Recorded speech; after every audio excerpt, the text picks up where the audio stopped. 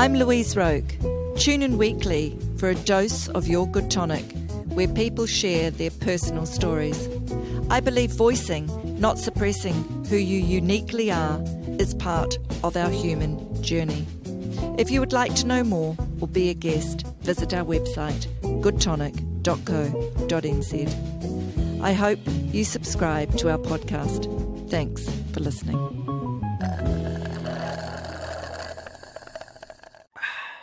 Okie dokie. So, welcome, Faye Lawand. Beautiful name for a beautiful person. Thank you so much for joining me today. Oh, thank you for having me. It's great to be here and great to be with you, Lou. I know. Faye, I have known for quite some time, but we don't catch up as much as we do. So, she's had an amazing journey, actually, of learning, haven't you? It's been an amazing life journey, for sure, that has included a lot of learning and a lot of life lessons. That now I have packaged up and eager to share with those who need a little bit of support on their journey of moving from internal conflict to full potential. Yeah. So Faye Lawand is basically goes from internal conflict to full potential. That's her catch cry. And also New Zealand's trusted internal conflict resolution expert. Fantastic. Well, I'll tell you what, Faye, you couldn't get better timing, could you? The world is in conflict. We, as a result, are in internal conflict. And we all have internal conflicts because internal conflicts are those internal limitations that keep us from being or feeling or having or doing what we want, right? And could you give us an example of that? Absolutely. So you think about anything right now in your life that you want and that isn't actually transpiring or coming into reality for you. And chances are it's because there's some underlying hidden reason that is keeping you from that. It could be a past life experience, a past life event that hasn't been dealt with, that hasn't been cleared and integrated. It could be some negative emotion that is still charged and associated to whatever is going on. It could be an outdated pattern of thinking. It could be values that are out of shape, out of line, misaligned. It could be a fear or a phobia at a subconscious level. It could be a conflict between head and heart. And of course, all of these internal conflicts, we're not aware of them. We're not conscious of them because if we were, with what we all know and have access to in terms of information nowadays, Lou, we would be able to resolve them. Yes. You know, there are blind spots, basically. That's why I say they keep us from being where we want to be. Very interesting. Yeah. So, okay.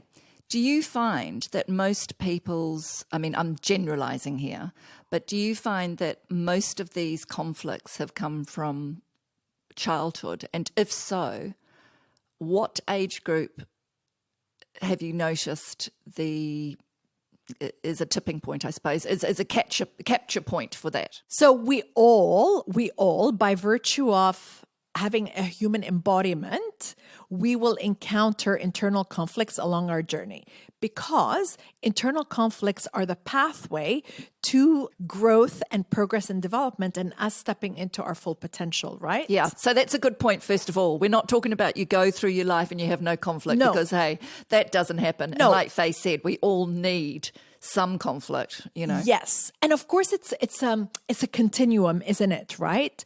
And all of us, it's the wear and tear of life, the way that I like to refer to it. So all of us are going to encounter internal conflict, right? Now, that's the first thing. The second thing is from what we know from psychology and the psychology sciences, that age, that window between birth and about 7 years old is a very, they call it formative for a reason. And one of the reasons why it's formative is because that's where we're forming a lot of our impressions and worldviews and beliefs of the world around us. And we still haven't developed the part of our brain, the part of our mind that can actually rationalize, that can actually make sense of a situation. So we take everything so literally during those formative years because we don't have that capacity that we have with the wisdom of life experience, right? Exactly. I know. And that's where when you asked about typically when do these internal conflicts form, well, they can, if they are because of a life experience, originate from that time during the formative up to window. 7 years is very, very, I mean, that's the thing, isn't it? Every little thing, like you said, through a child's eyes is so different because, you know, it's new and you haven't got the life experiences and you're finding out day by day, and also the people around you, you know, that's huge, isn't it? And then when you actually break down, like especially like beliefs, for example, or attitudes or judgments, when I help clients break those down, they come to realize that those are beliefs, judgments, thought patterns that were not really theirs. They're actually out of line with their values. But it's the part of the conditioning. It's part of what has been absorbed subconsciously as we make our way through life. Yeah. So parents and siblings, teachers, people you spend, you know, time with. The media. Yeah, the media. The media. Yeah. And I repeat the media. Yeah, and I was just going to say, gosh, we could have have a whole conversation. I mean, this is the problem when you start talking about this stuff. We'd just be diverting and pinging here and there. And it doesn't matter because we can always talk again. Absolutely. So I know people will be very interested in it. So what I'm saying is just talking about the media, I mean, it seems to me, and there's a lot of people, I've spoken to a hell of a lot of people who are only young. I'm talking, you know, 25-ish, who seem to be having huge, I don't know if I want to use the word breakdowns, but huge. You can. Yeah, can meltdowns. I? Yeah. I mean, I see it. Meltdown, I see it in my yes, clinic. that's better. Meltdown, I like Absolutely. that. Yeah. Meltdowns, anxieties. Yes, and anxiety is irrational huge. fears. Despicably low self-esteem, low self-worth, horrific, shocking self-talk and internal chatter. And if you peel back what's behind that, it is a total disconnect from who they are and a total externalization of awareness. Now, that externalization of awareness can take many forms, but right now in the world that we live in, and particularly with that age bracket that you mentioned, that externalization is around social media and technology. Lou, one of the first things I ask my clients when they come see me, because, you know, people come see me not when they're having a good day or when their life is going well. They come and see me when life is very challenging for them. And one of the things that I ask them is, what's the first thing you do in the morning upon awakening? And what's the last thing you do at night before falling asleep? And I'm sure you can guess and predict what the response is. Yeah, looking at the screen. And one of the first things I have them do, and they report immediate benefit, is to monitor their digital consumption, particularly during those moments right before sleep and right upon awakening, because this is the time where basically you have access directly to your subconscious mind. And if you're seeding your mind during those very opportune times with messages that are external to you, you're basically taking on the feelings of someone else, the thoughts of someone else, the experiences of someone else, and you're totally disconnected from who you are and your internal sense, your innate sense of equilibrium. And so if you're really serious about coming into yourself and letting go of, or transforming, that's the word I like, transcending and transforming these mental health challenges that seem all too common nowadays, you need to start looking at how you relate to social media and to technology. I know, it's just, and the shocking thing is, Faye, you know, we're talking about before, the age of 0 to 7. And, you know, you look around. Now, I was somewhere the other day, no names mentioned, and I thought, well, where the hell is that son of theirs? Anyway, we'd been there for quite a while. And then, you know, I happened to go through the room or whatever, and 5 years old, had been sitting there for I don't know how many hours looking at his iPad. And then by the time we left later that night, he came out once. And I just thought, I actually, it depressed me. It's fair. And the thing is, that is depressing him. Exactly. I don't know. You've come across the statistics recently? No, you know? not recently, no. Well, I mean, I don't know how recent, but like I recently came across a statistic. I'm not sure how recent it is, but it's pretty kind of recent around the the increase in the rate of depression of kids between the age of 0 to 7. That's so sad. And in that, probably you've seen it on Netflix. I think it's called Social Dilemma. Oh yeah, that yes, yeah. There's a documentary. lot of talk about that, and I've watched a little bit of it, and I have to watch the rest. But yeah, a lot of people.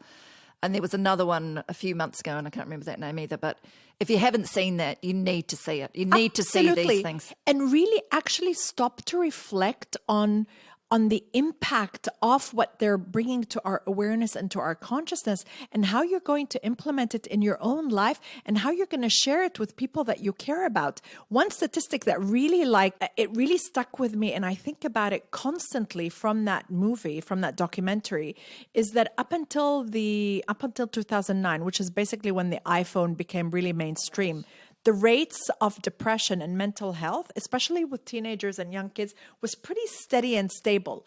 But since 2009, since the advent of social media, particularly social media, it's been an exponential hike in that age group. Which means if your brain is still not formed, because we know our smart brain isn't formed until the age of 25, it means we are hijacking that capacity of growth of the smart brain that can rationalize, make sense of the life experiences that we have that are very marking. Yes. And I think the thing is that as a parent, you've got to ask yourself this question. What do I want to give my child? And if you just ask yourself that question, what do I want to give my child, and what do I actually know is good? I'm telling you right now, you do not want to give your child these things. No. But what is happening, because I had this conversation with a few people, is the parents are feeling under incredible pressure and they're not making a stand. There's too many fence sitters, quite frankly.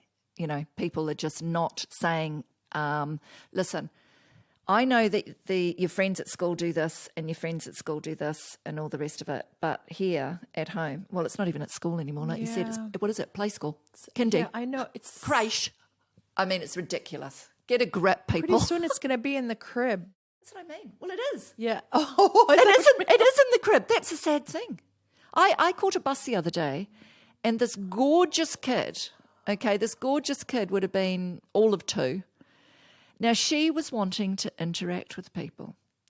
The mother found it highly embarrassing. And when I say interact, I mean looking, smiling, giggling, all the rest of it. And the mother didn't want her to do that because it was a bit of a hassle. It was a bit embarrassing. She was a bit of a shy person, probably. And she kept on giving her this phone and giving her this phone. Look at this, look at this, look at this. Take it, take it. It was like, it broke my heart. It's because it's easier to parent Exactly. that way, isn't it? Exactly. And I think when you, and there's no judgment, we're not casting we're not judgment judging. We're not on judging because it's a big parents problem at all. But as we're just having this conversation as a way to bring these conversations and these topics out into the open for us all to reflect upon, if we want to live, a better life, which I think we all do within our human design. We're all committed to that, and that's right? And that's what you want to give your child. That's the answer to that question. You want to give them the best life possible, and you want to give them, a place where they feel as happy and content in themselves. That's the main objectives really for life. So, okay, if there's parents out there listening, what are some of the skills that you've seen that you can actually, that you help people with in that department? So basically, Lou, through my own healing journey that has taken me about, 14 years of extensive and expansive study and ups and downs, and I've kind of considered all sorts of approaches and systems of healing and resilience and well-being. I kind of then pulled and pieced together and packaged everything into, what I know works because it's proven modalities that have stood the test of time and now are also evidence-based.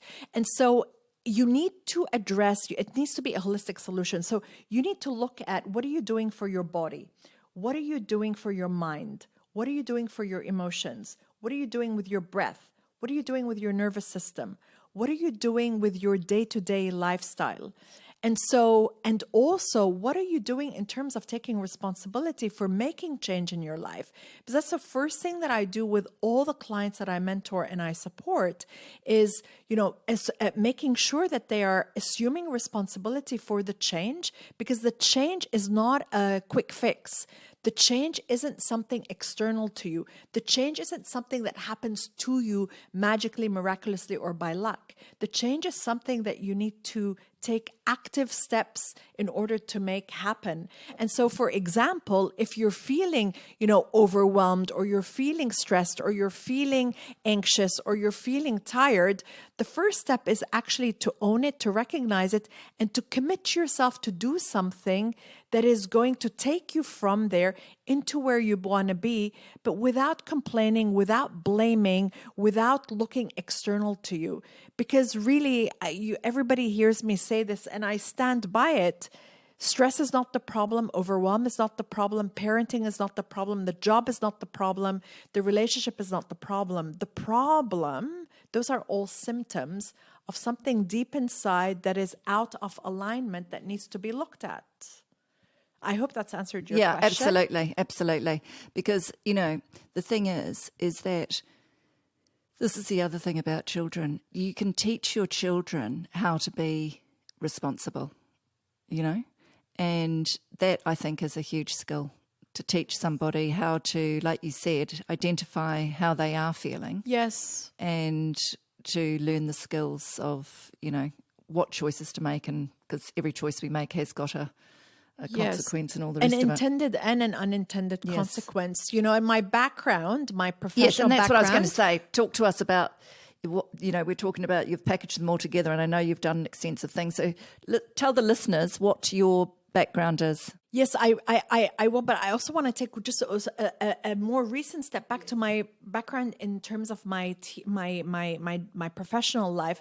I was in education, and for many years, for about 20 years. And I started off my career working with small kids, and then gradually I was working with older kids, and then eventually, university kids, and then teacher training, and so on and so forth. But the point that I'm trying to get to is, even about 20 years ago, how long ago did I start my teaching career? My goodness, Lou, it's probably now 25 years ago that I started off my teaching career. Even back then, 25 years ago, I had the sense that the curriculum and what we're teaching kids is out of line with what they're going to need in order to be really capable, really resilient adults. And I think more so with the direction that the world is going in and the speed of change, something needs to shift in the way we do school and schooling and education and curriculum, because it's not enough to teach the kids to read and write. They need to develop emotional literacy, mental literacy, and self-agency. Yeah, it's well overdue. The world is changing at too rapid a pace for kids not to know how to feel into themselves and assume responsibility for themselves. Because there's it's quite interesting, isn't it? Because there's many things in the world that have changed. And had a huge transformation. And I did teaching years ago for a short time as well.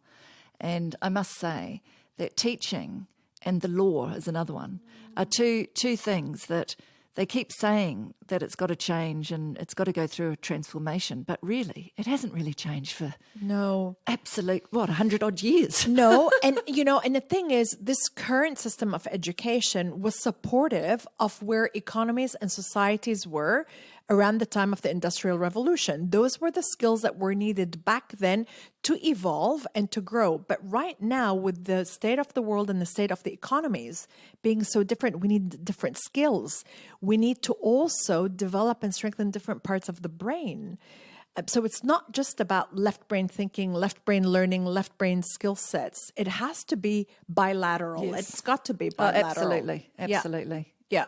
So that's kind of like my dream and my wish. And hopefully during my lifetime, there will be a movement towards it. And I think with this year, this very unusual year, and we keep hearing the word unusual, uncertain, unprecedented to describe this year of COVID, I really do feel like it's a year of potential and transformation and opportunity. And I think absolutely, everything has come under the lens, hasn't it? Everything. It has. We're reshaping the way we do everything. Yes. Which is great. Yeah. I mean, it's been a very, very hard year for a lot of people, yes. but also people have taken the time to reassess how they're living their life. Yes. And what actually is important to them. Yes. And a lot of people have made a lot of changes. Yes. Yeah. And how we actually do those big things like health. How do we do mental health? How do we do working? How do we do education? And I think all of that now is in a place of transformation. And I would like to say evolution. Yes, I think so too. Yeah. So it'll be really interesting, to have this really conversation, once we're on the other side, to see how learning and education has evolved and transformed. Exactly. I mean, we're in New Zealand, and we're very fortunate because as we're sitting here now, 2020, October, and, a lot of the world is having majors, so we just can't believe how lucky we are, actually, to be honest. A real bubble on our planet. Yeah, I'll say. A real bubble. So listen, what are some of the top 5 situations, I guess, for use of a better word, why people would come to you? Have you got anything that springs to mind that you seem to have people coming to you for, one particular reason? Like, is there a couple that are very general?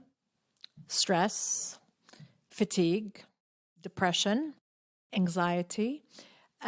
Feeling, like lacking, life is out of balance, not feeling fulfilled, phobias, traumas. Traumas are huge. So when you say traumas, are you saying that something's actually happened to them, or? Yes. And I think that there's a lot of misinformation and there's a lot of myths around trauma out there. And I also... That's why I'm asking you.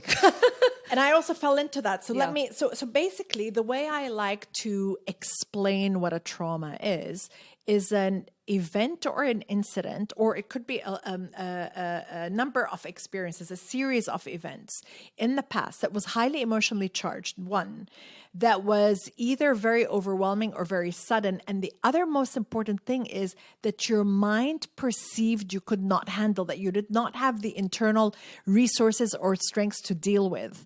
And so it gets locked into that part of the mind, that part of the brain that is all about fear and survival. And it remains there. And then we behave from that place of fear and survival and kind of like lower level behavior and lower level thinking in many of the other situations in our lives where we would like to be more in control, more in charge, or more adult-like, right? Because the part of the brain that's primitive, the part of the brain that's modern, the smart brain, they don't talk to each other, Lou. They don't talk to each other. Right.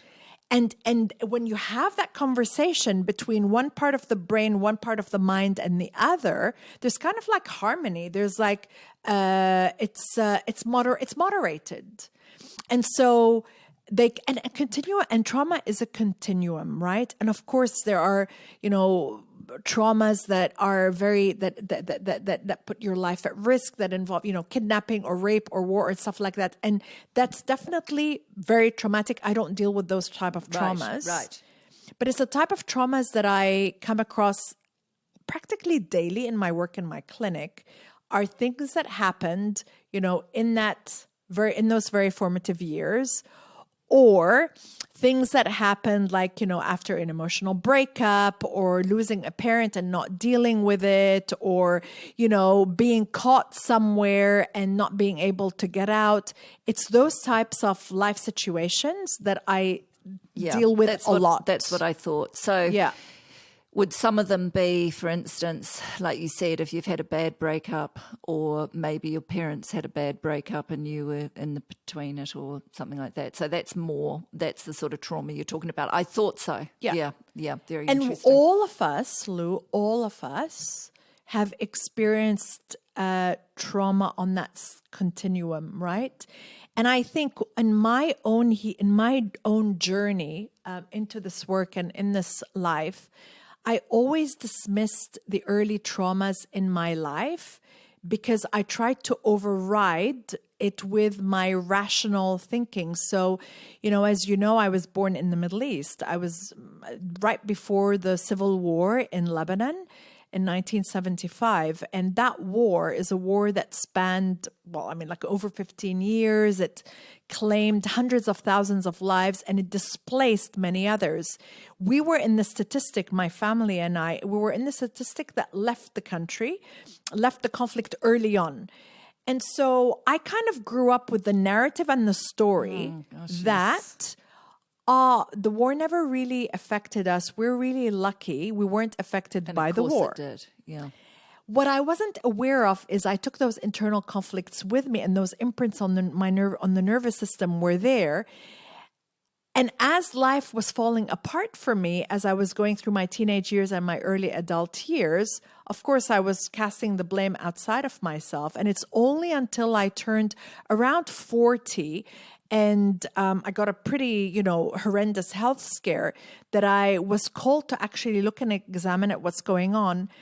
And when I looked deep down and I did the work that I now do with the professionals that I coach and that I mentor, that it was that traumatic memory of that time when I was about 4.5 and we were fleeing the conflict zone in Beirut. And I was like 4.5. My little brother was like 3 and my little sister was like 1.5. Yeah. My father was out of the country. So it was just my mom with 3 young kids fleeing a war zone. Terrifying. And there were bombs overhead and snipers in the distance. And my mother, in an attempt to keep us children safe, she shoved our heads under the seat. And in that moment, there was fear and panic and overwhelm, not able to breathe. Yes. And the nervous system was imprinted with an overwhelm of fear. Oh, and huge. That remained. It wasn't dealt with. It remained, right? Yeah. And interestingly enough, when I actually then started doing the work and I went to a therapist, and she actually instructed my subconscious mind to go back to the very, very, very, very first time that's at the root cause of all the difficulties in my current life. When my mind went back to that night when I was 5 years old, I actually dismissed it because I was so uneducated. I was so identified with that story. No, nothing traumatic has ever happened to me. I didn't live through a war. I haven't been raped. I haven't been kidnapped. Nothing traumatic has ever happened to me, that I totally dismissed that my nervous system had been massively overwhelmed and not had a chance to restore and reset. And it was only about 6 months later that I actually took it upon myself to heal the nervous system. And when the nervous system healed, then everything else fell into place. So how did you do that? So it was a multimodality approach, which is why my approach is very multimodality. So it had to, you have to do something with the nervous system to support any of these chronic conditions that we're talking about, whatever it is that I dealt with, fatigue, depression, anxiety, at the heart of all of it, Sue, at the heart of all of it is an imbalance in the nervous system, right? At the heart of it. So you need to regularly, consistently, routinely carve out time in your day, in your week, in your life to care for your nervous system, right? And what I mean by care for your nervous system is to invite the nervous system to that branch of wiring of the system that actually knows how to repair your cells, how to reset your endocrinal systems, how to consolidate your memories, how to detoxify your thoughts, right? Critically important. And in the year that we've had on the planet, all of us have had an attack on our nervous system because the uncertainty is going to be perceived by the stress part of our nervous system. Critically important that we reset. So I worked a lot on resetting the nervous system. The other thing that I worked on doing was resolving these internal conflicts, these emotions, these memories, these phobias from the subconscious level, because it's a subconscious level that actually holds it, right? Or stores it. So you need to work at the subconscious level to clear these limitations from the deepest level of mind that keep you from being, doing, feeling, having what you want. The other thing was I made lifestyle changes, right? Now, one of the lifestyle changes that I made was being very aware of negativity. Yes. So what does that mean? And what comes out of your own mouth. Now, this is a whole module. What are you listening to? Yeah. What are you thinking about? What are you watching? What are you reading? Who are you hanging out with? Yeah. What are you saying? What are you saying? This is So true. hugely It is important. huge. It's huge. Yeah. Hugely important. So I Avoid actually negative worked- people like a rash. Like when people, when I fill out forms and they say allergies, like, yes, I mean, maybe I'm allergic to negativity. Yeah, maybe I'm allergic to lactose, but I'm definitely allergic to negativity. I can now See what smell reaction it you get. Totally. I can smell it a mile away now. Yeah, it's true. It's so true. Huge. Yeah.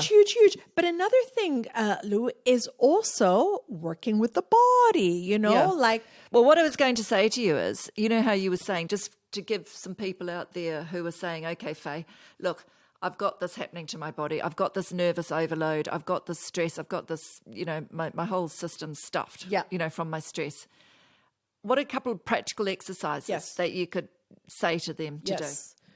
Come into the present moment by engaging your senses.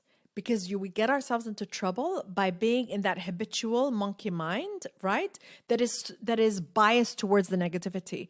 But the thing is, once you are in the present moment, the mind goes into calm and repair, and it actually goes into possibility. The best, easiest way to do that is two things. Engage your senses. So pause, look around. What do I see? Like really engage your Really senses. see and really... 5 things. Yeah. What are 5 things that I see? Name them out loud or name them mentally if you don't want to be heard. Great. Next, what are 4 things that I hear? Pause. Really open up your sense of hearing to take in all the sounds around you. Next, what are 3 things that I smell? And then you keep moving on. What is something that I taste? What are things that I feel as sensations in my body? And then if that doesn't kind of like diffuse it in the first round, then you go back and you do it again. Because the thing is, whatever has been troubling you in your mind has probably habitual. So it's probably not going to be sorted with the first round. That's right. So you just do it again. So that's the first thing. Engage your senses by coming into this noticing grounding technique. The other one is come into your physical body. There is nothing more powerful to get you out of your mind than getting into your physical body. And that could look like anything. It could look like doing a few jumping jacks. It could look like doing some spinal stretching. It could look like, one of my favorites, tapping. It could look like just actually really feeling your body. Like, how does my body feel? Taking a body scan. Anything that you can do to get you into your senses and into your body is going to interrupt that circuit of negativity. Right, that's great. That's great. Yeah. People have something to work with there. And Faye has done lots of body work as well. So yoga, and tell us a little bit about your study stuff. Yes. So in terms of the physical body, I am a big advocate of incorporating, well, obviously the yoga postures, but yoga postures that feel appropriate for your body and that feel appropriate for the range of motion in your body. I think right now, Lou, there's a little bit of something that really kind of like troubles me around what I see in the yoga world and the yoga scene is... I know what you're going to say. You know what I'm going to say. Because I've done yoga teaching before as well, and I know exactly what you're going to say. It's like Fast and Furious. Something. I don't know what it is, but I went to something actually a few months ago before COVID, and I tell you what, I was actually practicing yoga at the time, and I was absolutely shocked because there was a lot of people there, because it was a big group thing, a lot of people there who weren't that, used to doing yoga, and it was supposed to be a de-stress thing, and it was full on and not a great way actually. And the next day, even I was sore. And I thought, gosh, not in the right way. It wasn't. It just wasn't right. And it gets to the thing is the whole purpose of yoga is to get you into your body and to get you into that branch of the nervous system that knows how to do calm. Now, if it's all then about the physical body and not about noticing what you're doing, and if it's all out of the range of your ability, your physical ability and your range of motion, you're actually just alarming your nervous Doing system more harm than good. Even more.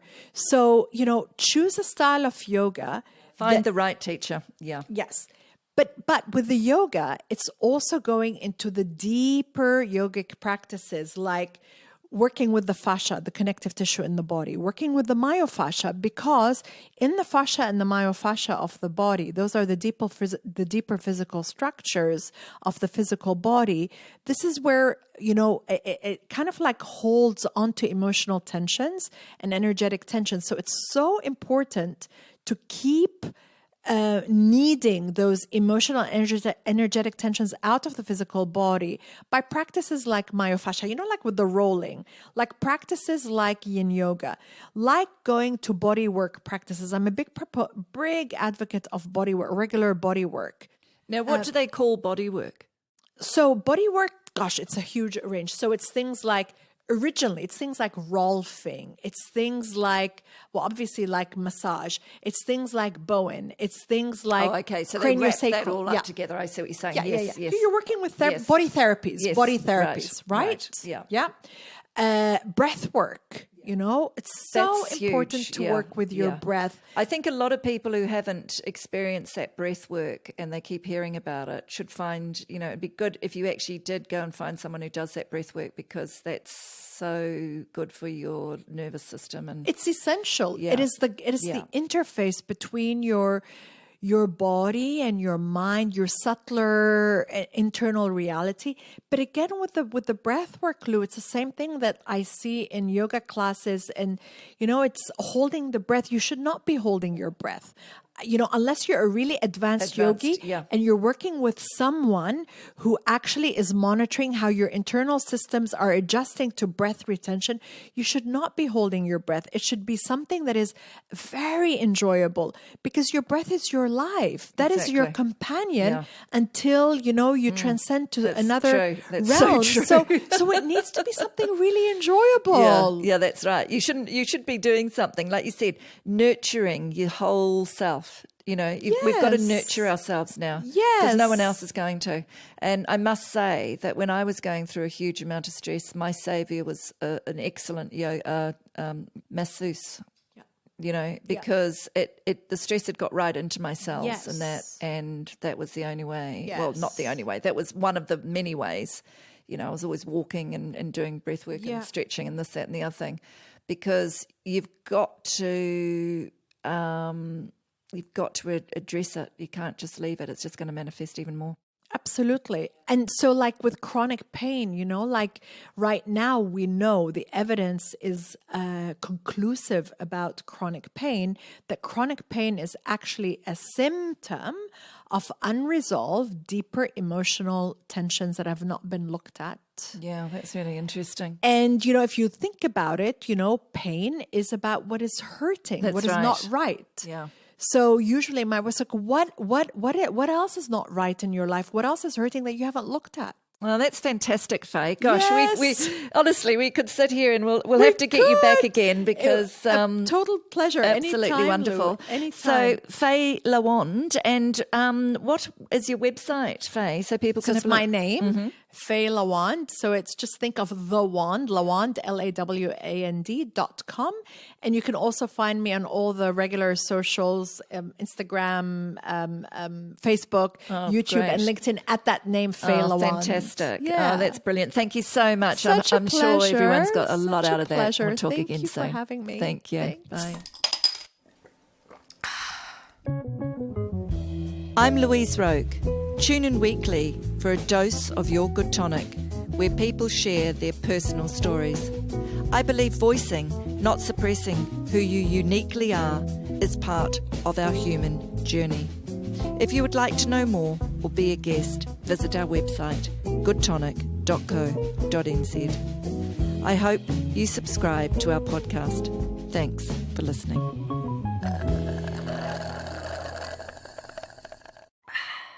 So for now, it's over and out till next week.